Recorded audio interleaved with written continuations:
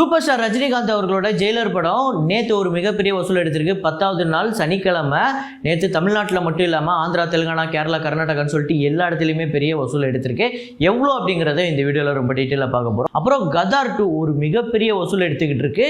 உண்மையிலே 9 நாளில் இவ்வளோ பெரிய வசூலாக நம்மளோட வாயை பொழக்கிற அளவுக்கு பெரிய வசூல். அப்புறம் ஓ மை காட் 2 அந்த படத்தோட வசூலை பார்ப்போம். இது இல்லாமல் மலையாளமில் ஒரு ஜெயிலர் படம் வந்திருக்கு, அந்த படத்தோட வசூல் எவ்வளோ அப்படிங்கிறத பார்ப்போம். ஸோ அப்புறம் இன்றைக்கி 13 இயர்ஸ் ஆஃப் நான் மகானல்ல. ஸோ கார்த்தி அவர்களோட ஒரு படத்தில் எனக்கு ரொம்ப ஃபேவரட். ஸோ சுசீந்திரன் அவர்களோட கெரியர்லேயே ஒரு முக்கியமான படம் அப்படின்னு சொல்லலாம். அந்த படத்தோட பட்ஜெட் எவ்வளோ, அந்த படத்தோட வசூல் எவ்வளோ, ஷேர் எவ்வளோ அப்படிங்கிறத ரொம்ப டீட்டெயிலாக பார்ப்போம். ஸோ வீடியோக்குள்ள போகிறதுக்கு முன்னாடி நம்ம சேனலை நீங்கள் சப்ஸ்கிரைப் பண்ணல அப்படின்னா பண்ணிவிடுங்க. பக்கத்தில் இருக்க பெல் ஐக்கனும் அப்படியே ப்ரெஸ் பண்ணிவிடுங்க. வாங்க வீடியோக்குள்ளே போகலாம். நேற்று வீடியோவில் நான் ஒரு ஃப்ரேம் ஒன்று வச்சுருந்தேன். அதை சில பேர் மட்டும்தான் கரெக்டாக கெஸ் பண்ணியிருந்தீங்க. அது என்ன ஃப்ரேம், அது என்ன படம் அப்படிங்கிறத இப்போ பார்த்துட்டு வாங்க.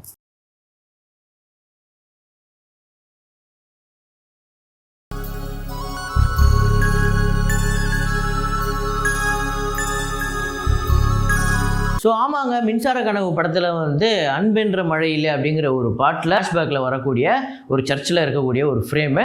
ஸோ அதை கரெக்டாக கண்டுபிடிச்ச முதல் 5 பேர் யார் அப்படின்னு பார்த்தீங்கன்னா மதன் ராஜ் அப்படிங்கிறவர், அப்புறம் இளைய பெருமாள் லிங்கம் அப்படிங்கிறவர், அப்புறம் லேசி கிளேசி அப்படிங்கிற ஒருத்தவங்க, அப்புறம் மூ சரவணன், அப்புறம் லோகா.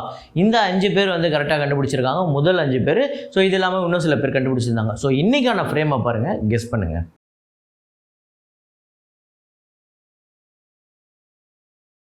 ஸோ வசூலுக்குள்ளே போகிறதுக்கு முன்னாடி இந்த வீடியோக்கு ஒரு லைக்கு, நம்ம சேனலுக்கு ஒரு சப்ஸ்கிரைபு.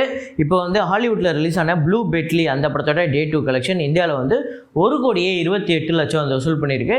ஸோ நேற்றுமே இந்த படம் ஒரு பெரிய பிக்கப்லாம் ஆகலை. World wide $6 million. So 6 million collect பண்ணியிருக்கு, 49 கோடி. இந்த படம் இந்தியா முழுக்க 2 நாளில் 2,33,00,000, வேர்ல்டு வைடு $27 மில்லியன் கலெக்ட் பண்ணியிருக்கு. ஸோ இந்த படம் ஒரு சூப்பர் ஹீரோ கான்செப்ட் அப்படின்னு நினைக்கிறேன். இந்த படம் பார்த்துருந்தீங்கன்னா எப்படி இருக்குது அப்படிங்கிறத கமெண்ட்டில் போடுங்க. அப்புறம் அபிஷேக் பச்சன் அவர்களோட கூமர் அந்த படத்தோட Day 2 கலெக்ஷன், அதாவது அவர் ஏதோ கேமியோ மாதிரி ஏதோ ரொம்ப கம்மியான ஒரு ரோல் பண்ணியிருக்காருன்னு நினைக்கிறேன். இந்தியாவில் 85 லட்சம், வேர்ல்டு வைடு 98 லட்சம். ஸோ இந்த படம் ஒரு டிசாஸ்டர் அப்படின்னு இப்போவே நம்ம முடிவு பண்ணிடலாம். ஏன்னா ஃபஸ்ட்டு வீக்கெண்டே இந்த படம் ஓடல.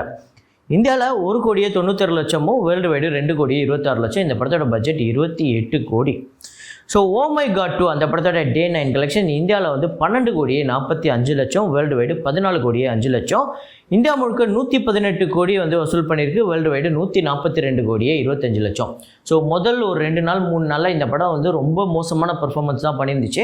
ஆனால் இது மறுபடியும் செகண்ட் வீக்கெண்ட்லேயும் அது வரையுமே பெரிய பர்ஃபார்ம் பண்ணி இப்போ மறுபடியும் இது ஒரு கம்பேக் கொடுத்து ஒரு பெரிய கலெக்ஷன் எடுத்து வந்துருச்சு. ஸோ ஒரு மிகப்பெரிய வெற்றி படமாக அமைஞ்சிக்கிட்டு இருக்குது அப்படிங்கிறதுல எந்த மாற்று கருத்துமே இல்லை. நேற்று வசூலில் நம்ம சொல்லும்போது கொஞ்சம் அந்த இமேஜ் மட்டும் மாறி கதார் 2ஓட கலெக்ஷன் ரிப்போர்ட் வந்துச்சு. ஸோ அது ஃபோட்டோஷாப்லேருந்து நம்ம எடுக்கும்போது ஏதோ editing mistake. So editing mistake தான், ஆனால் நம்ம சொன்ன கலெக்ஷன் ரிப்போர்ட் அப்படிங்கிறது கரெக்டு.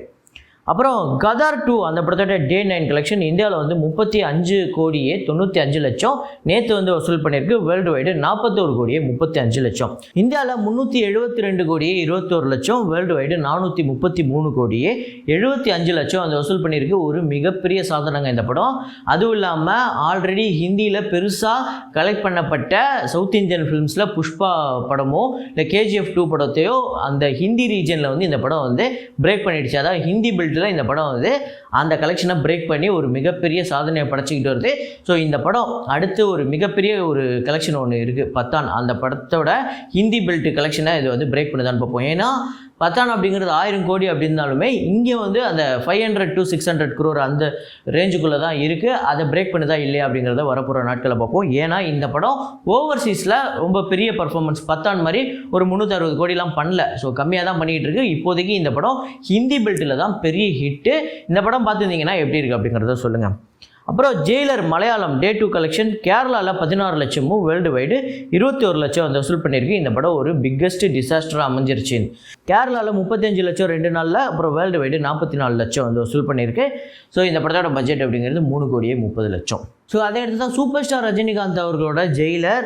ஸோ அந்த படத்தோட டே 10 ஓவர்சீஸ் கலெக்ஷன் யூஎஸ்எல் $196K வந்து கலெக்ட் பண்ணியிருக்கு. இது வந்து 1,62,00,000. மலேசியாவில் பார்த்தீங்க அப்படின்னா 540K மலேசியன் ரிங்கிட் வந்து கலெக்ட் பண்ணியிருக்கு, 97,00,000. ஆஸ்திரேலியாவில் 50,00,000, சிங்கப்பூரில் வந்து 53,00,000, ஸ்ரீலங்காவில் பார்த்தீங்க அப்படின்னா 25,00,000. ஸோ 98,00,000 வந்து வசூல் பண்ணியிருக்கு. ஸோ ஸ்ரீலங்காவில் அது நம்ம ஊர் காசுக்கு 25,00,000. ஸோ யூகேவோட கலெக்ஷன் நீங்கள் போடல அப்படின்னு நிறைய பேர் சொல்லியிருந்தாங்க. ஸோ யூகேவோட கலெக்ஷன் எவ்வளோ அப்படின்னு பார்த்தீங்கன்னா 58K பவுண்ட்ஸ் வந்து யூகே பவுண்ட்ஸ் வந்து கலெக்ட் பண்ணியிருக்கு, 61,00,000 இது வந்து. ஸோ அதுக்கடுத்தது கல்ஃப் கண்ட்ரீஸில் $158K வந்து கலெக்ட் பண்ணியிருக்கு, 1,31,00,000. ரெஸ்ட் ஆஃப் வேர்ல்டில் $2,35,00,000. ஸோ டோட்டலாக $985K வந்து கலெக்ட் பண்ணியிருக்கு, 8,17,00,000. எத்தனாவது நாள்? 10வது நாள் கலெக்ட் பண்ணியிருக்கு. அதுவும் இன்றைக்கி ஞாயிற்றுக்கிழமை மிகப்பெரிய நம்பர் வந்து கலெக்ட் பண்ண போகுது. ஸோ இதுவரையும் யூஎஸ்எல்ல எவ்வளோ கலெக்ட் பண்ணியிருக்கு அப்படின்னு பார்த்தீங்கன்னா 44,21,00,000, மலேசியாவில் 16,98,00,000, ஆஸ்திரேலியாவில் 10,46,00,000, சிங்கப்பூரில் 13,12,00,000, ஸ்ரீலங்காவில் 2,57,00,000. அதுக்கடுத்து யூகேயில் பார்த்தீங்க அப்படின்னா 1.12 மில்லியன் யூகே பவுண்ட்ஸு, இது வந்து 11,86,00,000. கல்ஃப் கண்ட்ரீஸில் 31,24,00,000. ரெஸ்ட் ஆஃப் வேர்ல்டில் 25,52,00,000. ஸோ ரெஸ்ட் ஆஃப் வேர்ல்டில் நேற்று சொன்னதோட இப்போ நீ கலெக்ஷன் கம்மியாக இருக்குது அப்படின்னா அதுலேருந்து தான் நம்ம அதில் தான் இன்க்ளூட் பண்ணியிருந்தோம் யூகேயோட கலெக்ஷனாக. இப்போ யூகேயோட கலெக்ஷனை நம்ம தனியாக சொல்கிறதுனால அது கொஞ்சம் கம்மியாக தான் செய்யும். ஸோ மேபி உங்களுக்கு புரியும்னு நினைக்கிறேன். ஸோ டோட்டலாக $18.92 மில்லியன் வந்து கலெக்ட் பண்ணியிருக்கு, 156,61,00,000. ஜெயிலர் படத்தோட ஓவர்சீஸ் கலெக்ஷன் 10 நாள் கலெக்ஷன். ஸோ ஆல்ரெடி இருக்கக்கூடிய பொன்னியின் செல்வன் 2ஓட கலெக்ஷன்லாம் பிரேக் பண்ண போகுது அப்படிங்கிறது க்ளீனாக தெரியுது. ஸோ பொன்னியின் செல்வன் ஒரு 170 crore கிட்ட இருக்குதுன்னு நினைக்கிறேன். ஸோ அதை நாளைக்கு நம்ம தெளிவாக பார்ப்போம். அப்புறம் ஜெயிலர் படத்தோட டே 10 கலெக்ஷன் தமிழ்நாட்டில் 7,85,00,000, ஆந்திரா தெலுங்கானாவில் 4,15,00,000, கர்நாடகாவில் 3,05,00,000, கேரளாவில் 2,85,00,000, ஓவர்சீஸில் 8,17,00,000. ஸோ வேர்ல்டு வைடு 26,49,00,000 வந்து வசூல் பண்ணி ஒரு மிகப்பெரிய வசூல் பண்ணியிருக்குங்க நேற்று 10வது நாள். ஸோ இன்றைக்கி ஞாயிற்றுக்கிழமை பெரிய வசூல் எடுக்க போகுது எல்லா இடத்துலையுமே. ஸோ இன்றைக்கி வந்து இந்த படம் வந்து எவ்வளோ பெரிய கலெக்ஷன் எடுக்க போகுது, எப்படிப்பட்ட சாதனைகளை முறியடிக்க போகுது அப்படிங்கிறத நான் இப்போ சொல்கிறேன்.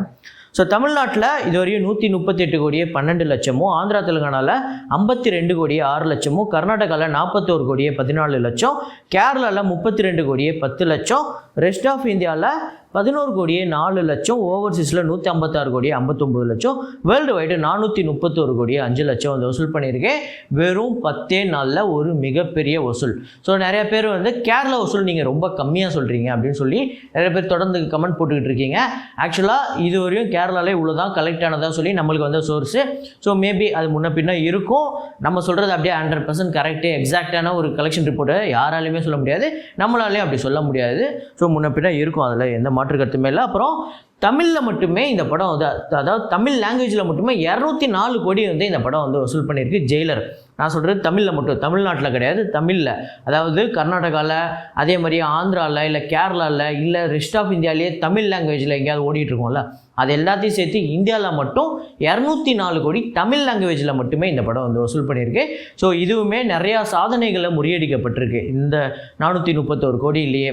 ஸோ இதில் வந்து எந்தெந்த சாதனைகள் முறியடிச்சிருக்கு அப்படின்னு பார்த்தீங்கன்னா, ஆல்ரெடி விக்ரம் படம் இருக்குல்ல, ஸோ கமல்ஹாசன் அவர்களோட விக்ரம், லோகேஷ் அவர்களோட இயக்கத்தில் வந்த படம், அந்த படம் இதுவரையும் தமிழ்நாடு அந்த கலெக்ஷனையும் அப்புறம் கேரளா கலெக்ஷனை தவிர மீதி எல்லாத்தையுமே பிரேக் பண்ணிடுச்சு.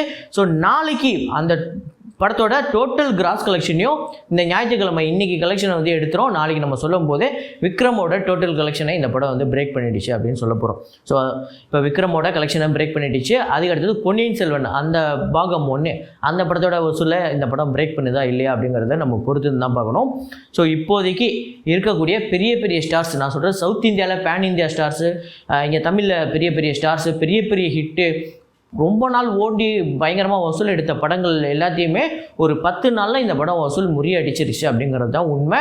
ஸோ இதை வந்து எந்த மாற்று கருத்துமே இல்லை. நீ கம்மியாக சொல்கிற அதிகமாக சொல்கிறதுங்கிறதெல்லாம் தாண்டி இது உண்மை தான், இதை அக்செப்ட் பண்ணிக்கிட்டு தான் ஆகணும்.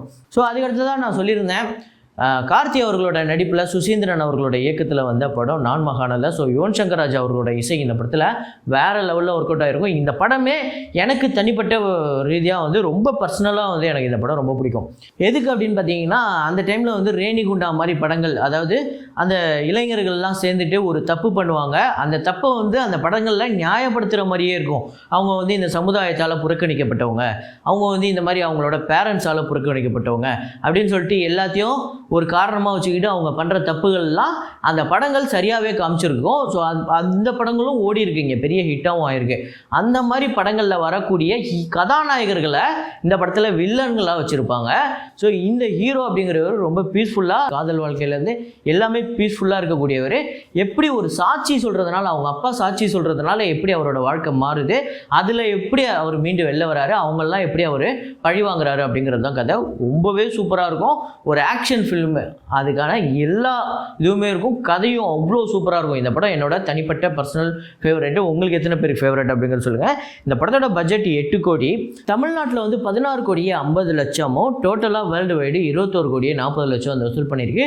ஷேர் பார்த்திங்க அப்படின்னா 12 கோடியே 30 லட்சம். ஒரு சூப்பரான ஹிட்டான ஒரு திரைப்படம். உங்களுக்கு எத்தனை பேருக்கு இந்த படம் ஃபேவரேட்டு? அதுவும் முக்கியமாக யுவன் அவர்களோட இசையில் வந்த எல்லா பாட்டுமே சூப்பர் டூப்பர் ஹிட்டு. ஸோ உங்களுக்கு எத்தனை பேருக்கு இந்த படம் பிடிக்கும் அப்படிங்கிறத கமெண்ட்டில் போடுங்க. ஸோ இதே மாதிரி ஒரு வீடியோவில் இதே மாதிரி கலெக்ஷன் ரிப்போர்ட்டில் மீண்டும் நான் உங்களை சந்திக்கிறேன். Signing off Rahman.